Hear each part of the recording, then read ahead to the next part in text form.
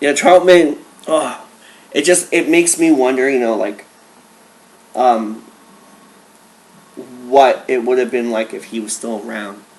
Like if they didn't use stock footage, if they actually used real footage for the last Rambo, or how he would be maybe in the next Rambo, or as an expendable, you know, that would have been $1 million boost for the ticket sales of Expendables. Yeah, I remember the audio I used for Trotman on Rambo. I think it was one of his last interviews before he died. I think it kind of gives you a glimpse of what he might have looked like in the films. Yeah. Yeah. Freaking Krenna. Man, the world lost an amazing man and an amazing talent. I agree. Amazing man and amazing actor. Mm-hmm. Amazing actor. Mm-hmm. Okay. Now, we're going to move on to one of my favorites, Turbo. Turbo, oh man. He came with some of the coolest action figure stuff ever.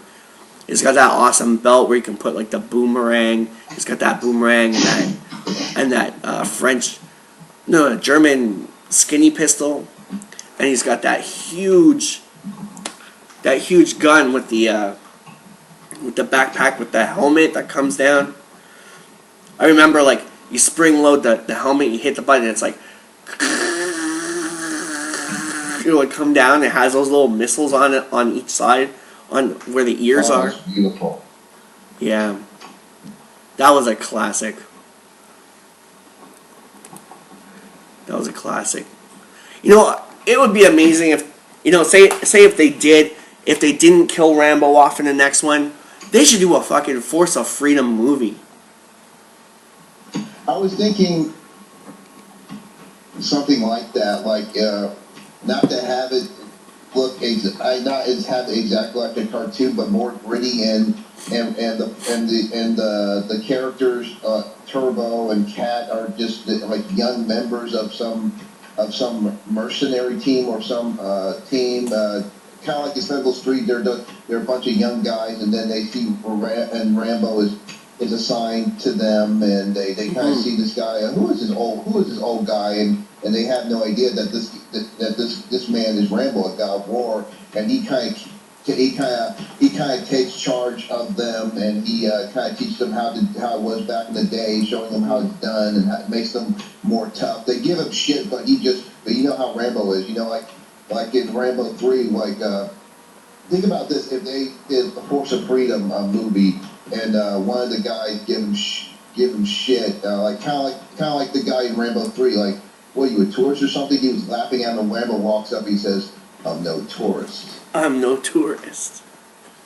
But for the... It's not hacked.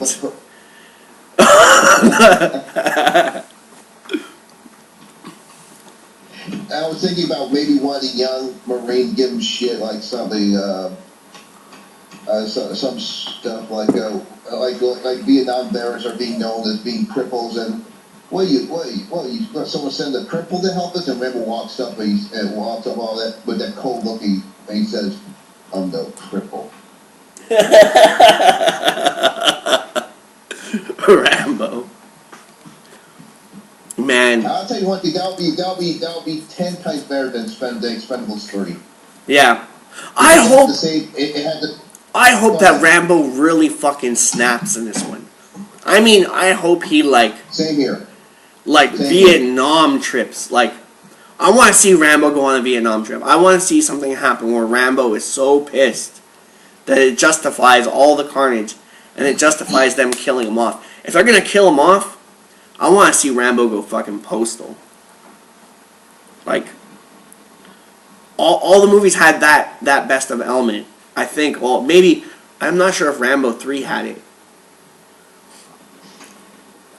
But like all of them have that ramp up, where they do something really bad to Rambo that's personal.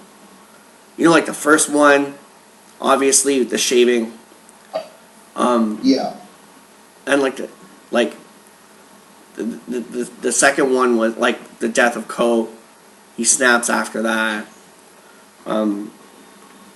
I think maybe more what makes the end of part 4 really in there is like what happens with the boy, with Tint and the little boy, and Rambo. You kind of get that look where like Rambo's kind of like he doesn't feel bad about killing anybody now. You know, like where the soldier was molesting the boy. Yeah. And then right after that, he walks in on that guy almost raping Sarah. So you can tell when he grabs him, it's more powerful. You know, it's like more. Yeah, I can see what you mean. Yeah, I get it. Yeah. Yeah. I know where you're going with this. Yeah. But yeah, like for part 3, I'm not sure. Maybe the kid getting shot, but you know, Rambo warned the kid. I'm trying to think of like. What made him snap? I don't think he did snap in that one. It was personal in Rambo 3 because his mentor Trauma gets kidnapped, so it is personal. Yeah. I think it's more of like the anger within, you know. And obviously, it's very personal. It's like one of those things where it's like Rambo's finally found peace, and then he's called back to do a job, but this time he knows that like. In the last one, he could have said, "Okay, fuck you, Murdoch. That's it." He knows that, you know. He could let. In the past, he could have let it go, but in the third one, he has to. You know, even if it means he's gonna die, he has to go. You know. It's very true, yeah. But I don't remember him snapping. Like I don't remember him really snapping in that one. Yeah. But I hope he just goes crazy in this one. Yeah, if he goes crazy, I just hope he doesn't die. If it looks like if they don't kill him, they just make it look like he's gonna die or something like that. And I want to see like that ending, you know, like Rambo 4, how that last 5-minute fight. It's only like 5 or 6 minutes, but that is like one of the craziest 6-minute battles. I want to see something like that for like a half an hour. You know, like I want to see like hardcore Rambo action. Same here, but more longer and through the whole film instead. Because like I said, I think that's why one of the reasons why some people didn't like Rambo 4 because it was short. The action it wasn't. It was short. They wanted more. I think that, like I said, I think that's one of the reasons why Stallone is doing Rambo 5 because he understood how much the fans waited so long for Rambo to return, and they felt kind of disappointed that it was short. I remember a review of Rambo 4. One guy loved the movie, but he said the main problem was it was short. I wanted more. Yeah, same here. I loved it, but I really, it's the shortest one I think in the series, right? So exactly. I did want more. A lot of people say even First Blood is short because there wasn't a lot of action. Yeah. But it's still a good movie. It was the first one. But I think it was gutsy because he knew this day and age he could do that. They were leaning towards it with Rambo 3. If they, it had, an hour and 45 minutes or something like that. And it could have been longer if they would have added the stuff that they originally wanted to do. Because there was more deleted scenes than what's out there. There were more. There was like a rape scene even in Rambo 3 that got taken out. Like a really hardcore, brutal rape scene. Yeah. One of the Russian guerrillas takes one of the Afghan girls from the rest of them when they're in the prison during the Rambo's infiltration into the base there, and then there's like a really brutal rape scene that was taken out. A couple of other crazy scenes. So I could see like the last Rambo movie because of that. Like Sly could have did the whole like 2-hour thing, blah blah blah blah blah. Or longer than that. But I think it was gutsy to do like straight 80s throwback in, out, wham, bam, bam, done. Yeah. So I think that was really gutsy. Because everybody, I think, was expecting a longer Rambo 4. Especially after all these years. So he just went in, hit it on every note. You could really tell that he was trying to trim it. Trying not to make it too long.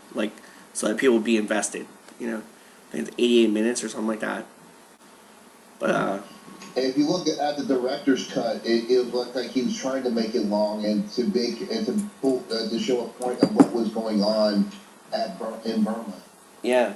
They even said they took a lot of that stuff out.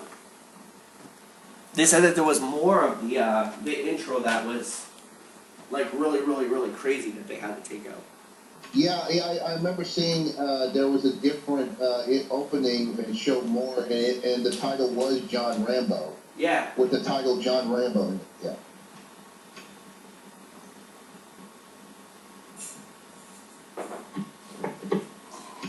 Yeah, I gotta get that on. But going back to... Go ahead. I think I'm gonna get the Blu-ray set. I hope it comes with Yeah, me too. Comes with that version, because I've seen that version, but I've only seen it on TV. Mm-hmm. So I didn't see the violent version of it. I saw the one that was on Spike TV. It wasn't. It was edited, but.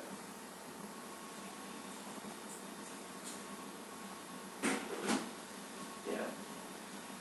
So I hope that the Blu-ray, I would also like to get the Blu-ray because it has the David Morrell commentary for First Blood on it. So. Yeah, I want to get that too as well. And going back to Turbo is I remember when I was a kid, I saw this character in the cartoon, and I watched the movie, and there's no this character like that. It is not. There's no character like this in the movies. Yeah. And then of course I got older, and I realized that, and looking at it, despite the fact that there wasn't actually an African American character in the Rambo films, it's like you could tell maybe that this was designed after the character of Delmore Berry. Yeah. Indeed. Yeah, a point I was bringing up on yesterday's show was that it's kind of like a new Baker team in a way. Yeah, exactly. Yeah, I love when you mentioned that. Thank you. I love when you mentioned that. Even when I mentioned the Force of Freedom, how in the Force of Freedom movie for another Rambo movie involving the Force of Freedom, how they're like a new Baker team to Rambo when he trains them and teaches them things. Yeah.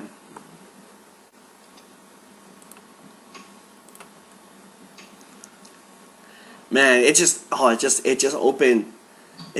There's so many freaking paradoxes. Oh my god. Every day I'm finding new ones. Every day. Me too, man. I found a lot of crazy stuff on Rambo since YouTube. Even with that video, my video RAMBOMANIA, which you shared, which I really appreciate you doing that, and I found a lot of stuff I didn't know about, along with the monster truck toy that says Rambo on it. Yeah. A whole lot of crazy stuff. Yeah. Even the Rambo bubble gum and stuff like that. Yeah, I watched that video you made again a couple of times. I loved it. Mm-hmm. I loved it. And of course the song was Hulk Hogan, but I felt listening to it, it was like it really felt much better. It better for Rambo. It was cool for Hulk Hogan, but Rambo it fit Rambo even more. Yeah. Ah.